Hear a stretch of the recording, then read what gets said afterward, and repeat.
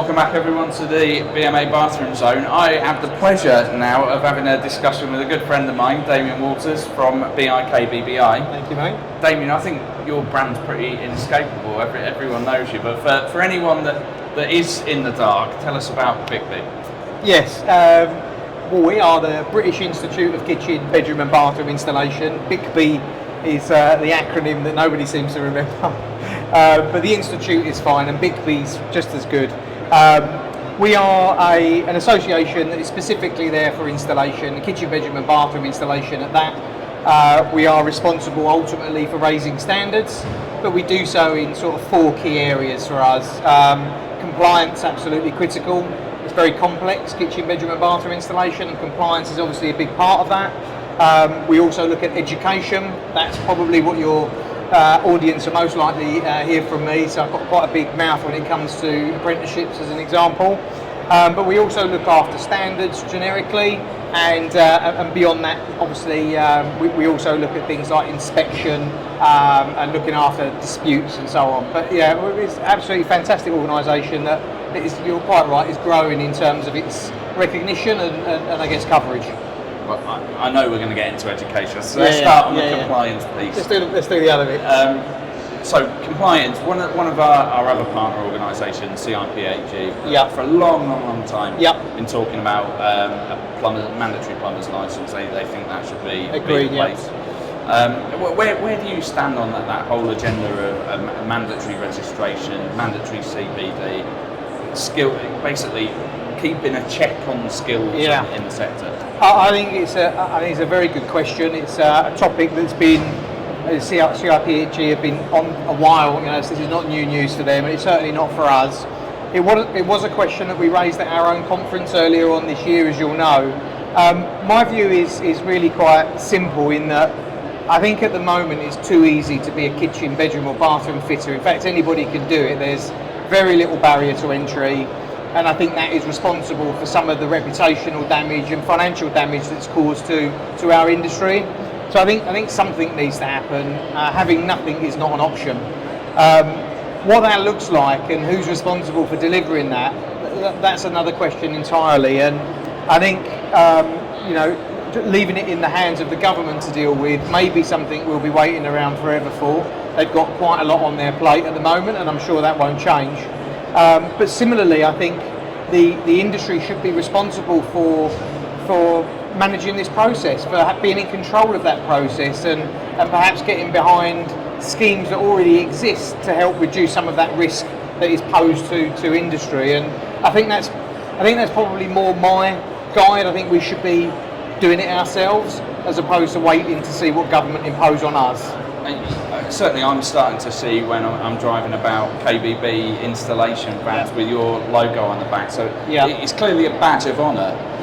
Should it be for consumers an expectation that they've got a registration either with BiKBBI or with CIPHE or one of the equivalent organisations? I agree. I think trade associations generally are underplayed, and it's partly because people don't really understand their role, and BiKBBI is no different to that. And I think we'll have people joining us because they think that it will generate more work for them, or but it's so much more than that. So I think yes, there should be something there. I think a consumer should look at trade associations and take value in those people that are registered with or are members of, because a bit like obviously BMA and CIPHE is not a club that you just join and pay.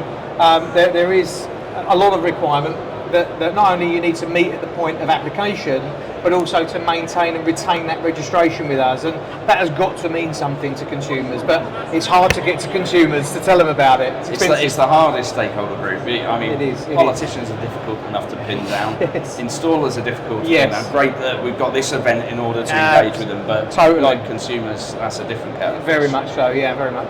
So what? I mean, that's the compliance piece, and a big area of your work. But the passion project for you is education and trying to pull people into this wonderful industry of ours, isn't it? Yeah. So, give us the headlines. What are you doing there? Oh well, listen. I think it's no secret, or it will come as no shock to anybody that the home improvement, the construction industry is struggling and I sound like a broken record, Tom, but there is a skills gap crisis, in case you didn't know, and that is as a result of a lack of investment in education over decades. It's not something that's just happened.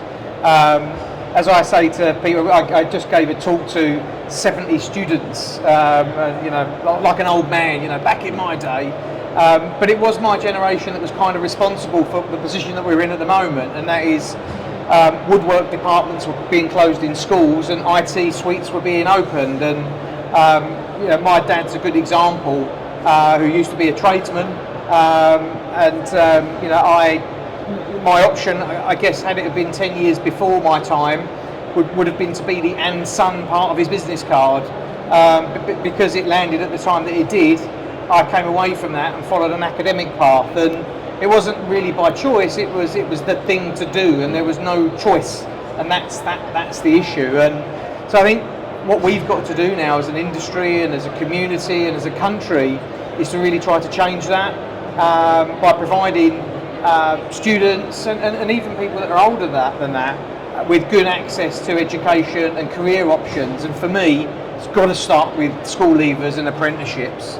But just to flesh that out a little bit, KBB installation is not a compromised career, is it? It's a pretty cool career. Oh my goodness! Yeah. I mean, it's a cool career. The earning potential is phenomenal within the KBB industry in installations, and even more so now than ever. And that's just purely based on the supply and demand model. But generally speaking, it's it's a cushy little number. You get to work in people's homes. You're in charge of your own destiny and your own diary. And you can earn a great living out of it. And for us, we need to be able to talk to school leavers about that as being another option for them, as opposed to perhaps pushing them into an academic career that maybe doesn't suit them. Yeah. And that was probably right for me. And what's more, the most important place is the home. Yeah.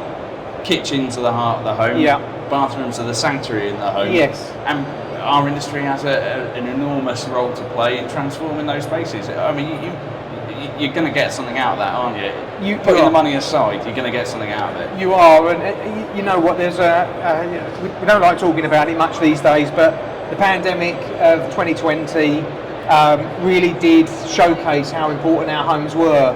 Not only from a sanctuary from everything that was happening in the world, but how important it was for families to get together, stick together, for communities to stick together. And I think there was a whole new focus on the home, and that will benefit our business and our industry for sure. Can you think of any examples from your membership of people that have made that real difference for people's lives?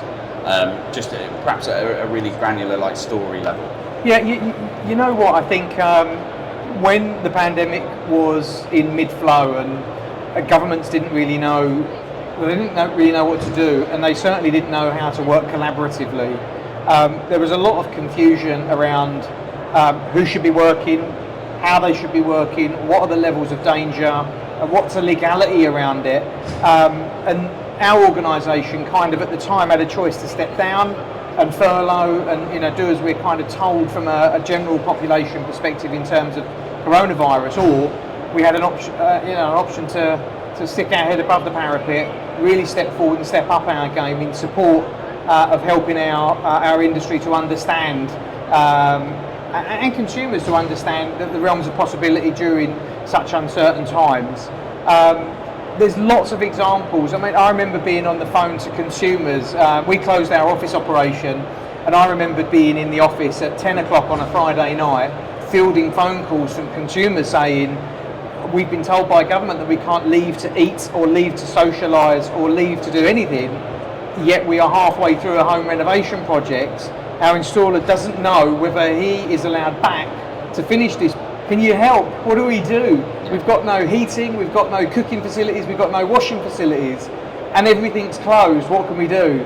And that kind of gave me the sort of personal strength, really, of focus to really try and make a difference there, because that was one phone call. It was probably 100 phone calls, but there would have been hundreds of thousands of people out there in the same position, and providing that clarity to individuals, be consumers or tradespeople, to circumnavigate that really strange time that we all lived in and have kind of forgotten, was such an important thing to do, and installers played such a pivotal role in that.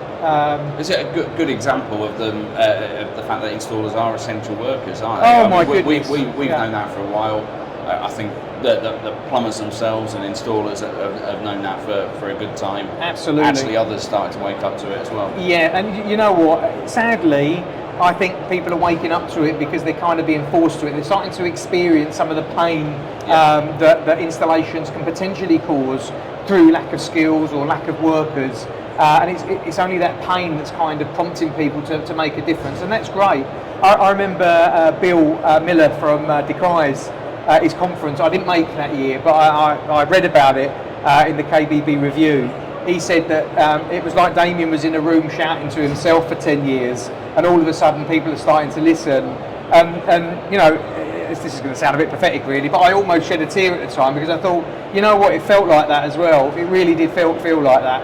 And it certainly, within BMA's membership, there is an awareness now that it's a big choke on the industry. Yeah. If we've not got those installers there to fit our products, Yes. then actually that's going to be a barrier to growth within this sector. Yes. So I think there is that genuine kind of understanding.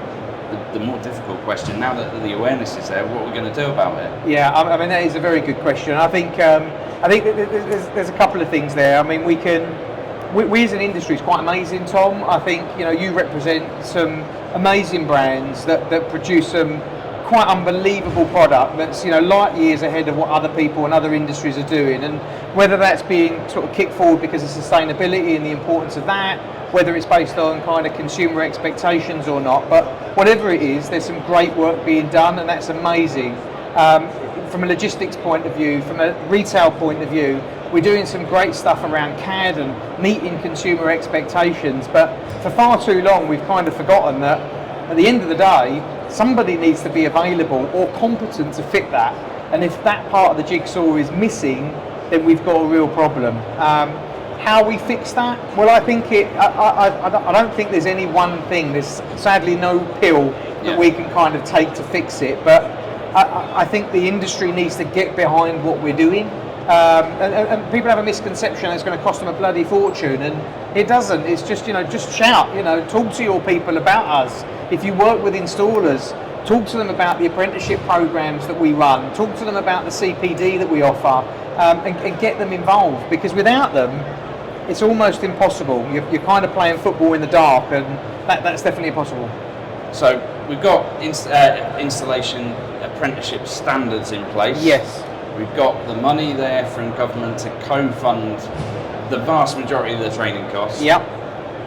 We've got you and Skills Plus on hand to do some of the legwork around employing an apprentice, including all of the paperwork and the employment costs. Why are we not getting apprentices? Well, again, I think there's a few reasons. So I think our industry predominantly from an installer point of view, are predominantly micro SMEs.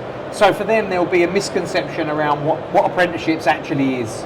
What does it deliver? What benefits does it kind of hold? And is that apprenticeship program going to cause a threat to my own business when that apprentice decides to leave and set up a rival company? So I think there's a lot of misconception. So I think first and foremost, I think it's because it's SME driven, and apprenticeships, as you know, is SME driven, it's employer driven. It's not, we can do some great stuff in terms of talking about it, creating it, helping to fund it, guiding people through the process, but ultimately apprenticeships will only succeed if employers step forward and say, I'm hiring. So we've got quite a bit to overcome from a barrier point of view. BiKBBI is about to launch something that I'm really excited about, Tom, and we're banner. You heard it here first, mate. It's an installer exclusive. This is an exclusive for you. I don't know, Michelle may not agree with me revealing this now, but I'm going to do it anyway. Why not? We're friends. We are launching a thing called BiKBBI Futures, and it's about how we really simplify the whole apprenticeship proposition for the SME, and importantly, how we can guide people through that as cost effectively and efficiently as possible. And we're working with our advisor Hannah Hockley, who you would have seen and spoken to, an amazing individual, so passionate about apprenticeships and learning. And we're working very closely with her and her new business and her new venture that she set up in partnership with us to actually promote apprenticeships and get people on board. But one of the big gear shifts that we're going to make, and one of the big changes that you'll see coming out of our organisation, is that we talk on a national level about, or even a global level, about skills gaps crisis and apprenticeships in just title.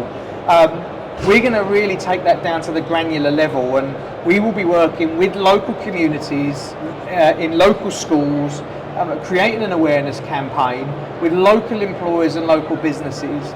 And we're not just going to be introducing the topic of apprentices to employers, but we're going to be introducing Leon or Sally or Kelly or Phil to the local installation businesses. And we're really going to attack it from a local level, in recognition that we might not get the 1,000 joining up in one go, but if we can chip away and get 10 that turns into 20, that turns into 50, that turns into 100, all of a sudden over a period of time, with support, with collaboration, we'll get to the numbers that we need to fix this problem. From acorns grow mighty oaks. Absolutely, and we've done it nationally before, and I think sometimes you've got to draw it back and say, what do people understand? What are the misconceptions? How can we overcome this? Let's talk about real kids, real youngsters that have real good qualities that can deliver. Dispel the myth that they're all at home playing TikTok and wanting a quick buck and not wanting to work, because that's not true. And actually putting A in touch with B in order to create a solution. I think one of the things that I've been very aware of while we've been here in Birmingham at Installer, it's just what a fun industry this is.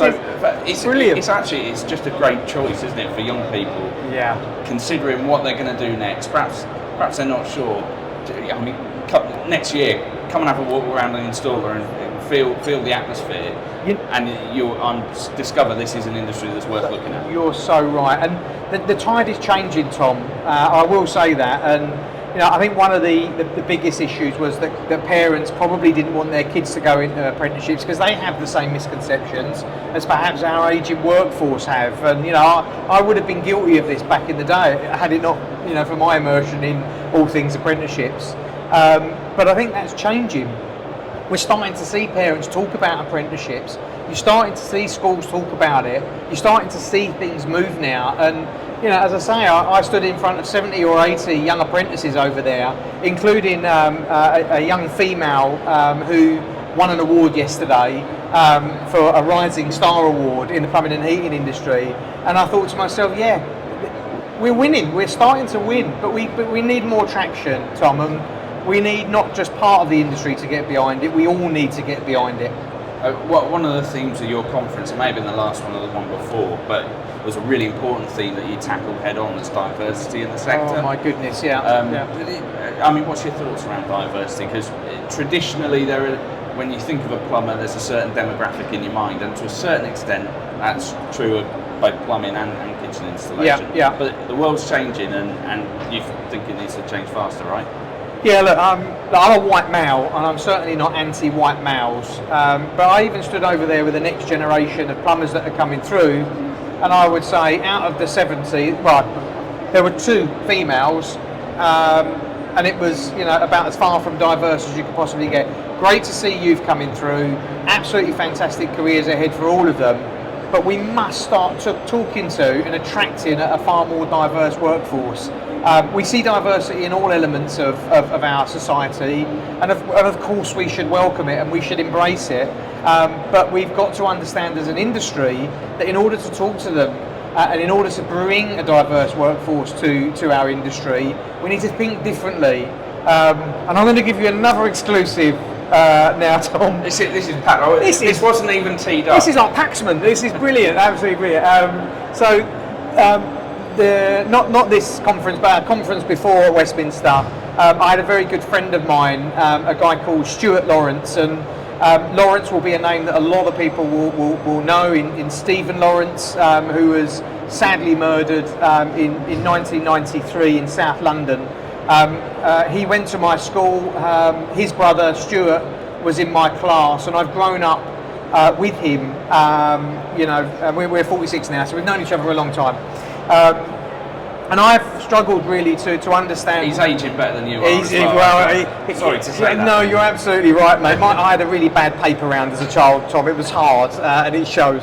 But no, you know, I think he helped me to really open my eyes to why we have a problem as an industry. And he gave a really good example. And he said to me, he said, Damian, industries don't really understand the challenges that diverse communities face. And I said, well, you know, what do you mean by that, Stu? You know, talk to me. I don't understand, so tell me what you mean by that. And he said, well, there'll often be cases where apprentices and young people drop out of education, drop out of employment, because the perception is that they might be lazy or not bothered. And an example he gave to me was a young lad that he was working with who was sacked from his job. And it was as a carpenter, and he was sacked at his job because he kept being late on Monday morning. And he said, well, what the employer didn't really understand or didn't want to get to the bottom of is why that was happening. And the reason was because this student, this apprentice parents were split. It was a single mum who was an alcoholic, who spent all of her money on alcohol and focusing on that because of the addiction. It meant that the household didn't have an income, in most instances didn't have heating or lighting over the weekend, and in many instances the kids were dealing with the fallout from alcoholism, in sort of ferrying mum from hospital and back, and you know, really looking after them. And I thought to myself, you know what, you just, as an employer, you could possibly look at that and think, you know, lazy little swine can't be bothered to get out of bed on Monday morning. You couldn't be further from the truth. And actually, one of the things that we want to do as a direct result of that information and that insight was that not only do we want to create apprenticeships and these apprenticeship opportunities, but we want to create a force of mentors, people that help employers and youngsters, especially in these diverse communities, to navigate their way through some of these challenges that we face. And so the very best person to head that up in our minds is Stuart himself. So Stuart will come on board with us as a diversity ambassador and really help us to understand as an industry the challenges we face. And it means that I get to work with an old friend, as somebody I know couldn't be more attuned with the problems around diversity, and somebody that couldn't be more passionate about fixing some of those things. And I'm so delighted that we have the opportunity to work together on truly fixing this and not just ticking a CSR tick box. Well, I mean, both Stuart and Doreen are incredibly inspirational people, so yes. That's only going to really strengthen and add another string to You're to quite Big right. Beast, so You're exciting quite right. stuff. Indeed. Great exclusive. You got it. Just moving on a little bit into some of the other areas of activity of the Institute. Yep. We had Kieran Harking on the stand Yes, earlier on in Installer talking about when things go wrong. Yes. You work with Kieran around Protect My Install, don't We you? do, yeah. Tell us about that. Yeah, no, it's a really good point. Kieran's been great, actually. An absolutely fantastic individual, as you would have seen this week. But his organisation is great, and he's very much in tune with the SME, and that was one big tick for me, really. There's a lot of organisations out there that talk about disputes that are not really focused on the small guy, and we're all about the small guy. So, from the beginning, it was a big tick. But for many, many years, Tom, businesses, consumers have come to us with the problem that the industry is full of undesirables and disappointments. It doesn't detract from all the great stuff that goes on, because there's clearly a lot of it, but we deal with a lot of volume in this industry. Everybody has a kitchen, bedroom and bathroom, and therefore the chance for these things to sometimes go wrong are much bigger than people buying Porsches, as an example. So the challenge was, how do we overcome this? How do we stop installers being ripped off? How do we stop consumers being ripped off? How can we create a marketplace, as an example, that helps to protect all people equally, whether you're the buyer of a service and somebody that wants to invest thousands of pounds into this amazing industry, or whether you're an installer operating in these challenging times and facing some of the real negatives that the economy can kind of throw at them. And consumer behaviour is a big consideration around not paying balances, and finding excuses as to the reason why not to. So we work long and hard, and please don't have this image etched into your mind, Tom. It will haunt you for years. But I was in the bath, and the PMI, sorry mate, Protect My Install kind of came off the back of this sort of eureka moment that I had. And I remember sort of shouting out to our wife, and what do you think if this was an option? And she loved it, and that's where it kind of began. And in 2019, we had our parliamentary conference in the Houses of Parliament, and I just mooted the idea because I thought we could go away and create something that was really good that nobody wanted. And we haven't got, as a not-for-profit organisation, we haven't got the time, the money, the energy, or anything like that to waste. So we put it out there, and we said, would the industry like a platform or access to a platform where buyers could be, customers, consumers could be introduced to installers to transact safely, where payments wouldn't, would never be lost on either party, where there was a dispute resolution process in there if things went wrong, and where there was no cost to the industry to do this whatsoever. So retailers not having to pay for installation services, consumers not having to pay commission fees, and installers not having to pay lead fees. How could we do this? And I didn't really know what to expect, to be honest with you, but the feedback and the appetite for it was massive. And so the Protect My Install journey kind of began, and we started working in the background on creating this platform. Again, not sure how people would take it and respond to it, but the feedback on it, the buy-in to it has been absolutely first class. We've got merchants using it, we've got small independent retailers using it, we've got national retailers in home base using it, and reputable businesses that had very, very successful installation models are just thinking differently about how they can provide the consumer with a fantastic product that doesn't expose them to risk. It's been amazing, Tom. It really has. There's no loser in this, is there? There is. Better for the consumer, better for the installer. It's just a great idea. It's a great thing, and I'm no Elon Musk. I've not created something that didn't exist. What I've done and what we've managed to achieve, me and my team, who work really hard in the background to do this, we've pulled the best of other industries into one place, and we've made it absolutely relative, fit for purpose for the kitchen, bedroom and bathroom industry, but it can work in industries way beyond that. We've started in kitchen, bedrooms and bathrooms, but there really is no limit to how this platform can change industries, support consumers, to link with reputable tradespeople, and for everybody involved in that transaction to be 100% protected throughout. And that is an issue we know through platforms like the National Home Improvement Council. Yes. All parts of home improvement, whether that's fitting EV chargers, new windows, they've all got issues with dispute, with knowing where to get trusted advice and trusted installation from. So big opportunities. It is. It's a big opportunity for our industry to really signpost consumers who want more now to something that's very, very robust. And for the rest of the industry, low cost, lower risk, and a no-brainer. Just want to talk for a minute. You obviously got a big Union Jack on your logo, but BiKBBI's international, isn't it? It works across geographic boundaries. I know you and I have spent a little bit of time in the States around KBIS and collaborating with our colleagues in the US trade associations. Absolutely. How important is that for you that we are part of an internationalised industry and that we do collaborate overseas? Well, I think we're far more of a global community now than we ever have been. Technology has kind of allowed that. You only have to look around you, and some of these brands in here today, they don't just exclusively operate in the UK or anywhere for that matter. They're selling into all parts of our world.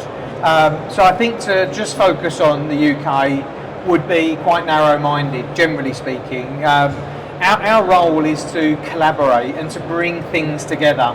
And I think globally, the benefits of doing that really extend beyond anything that we could ever achieve just working within our shores. And yeah, working with the Americans is a great example of that. But I'm over in Germany next week, looking at some of the great stuff that they're doing around education and compliance.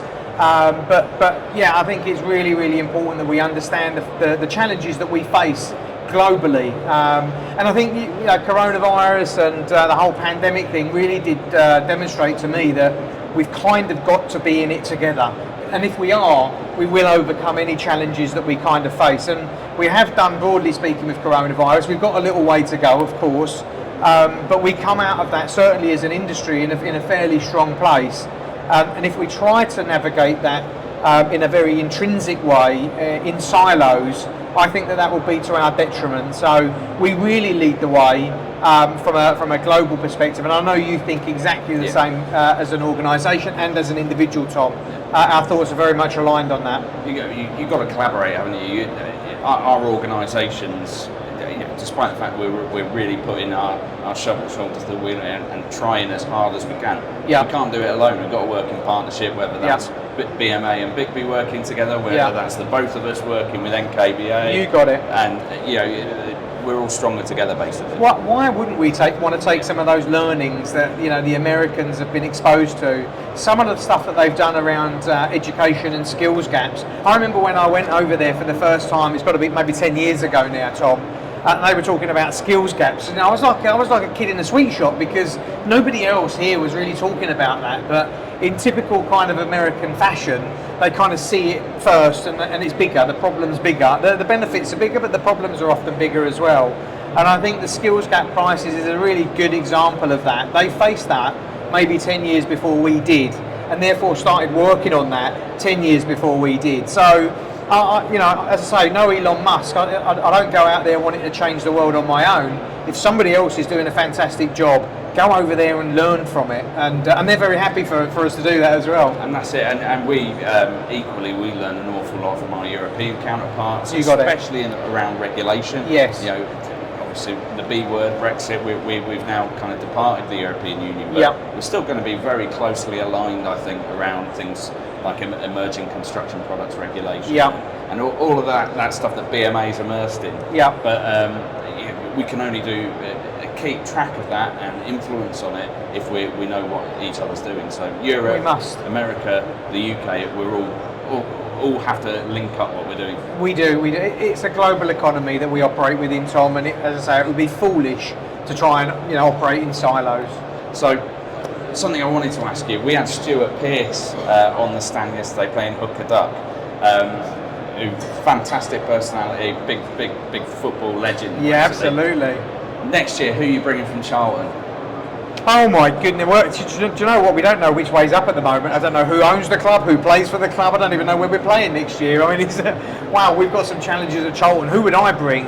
I'd probably bring back a legend, to be honest with you. I don't know enough about the current team, to be fair. I don't think half of them are going to be there this time next week anyway. But I think, who would I bring? Probably Clive Mendonca. That's who I'd bring. One of our he was our hero in the '98 Cup final against Sunderland. Yeah, that's probably who I'd bring with me. Damian, always a pleasure speaking to you. Thanks very much for today, and enjoy the rest of the show. Thanks, Tom. Thanks for the opportunity, mate. Cheers. Thanks. Happy hands.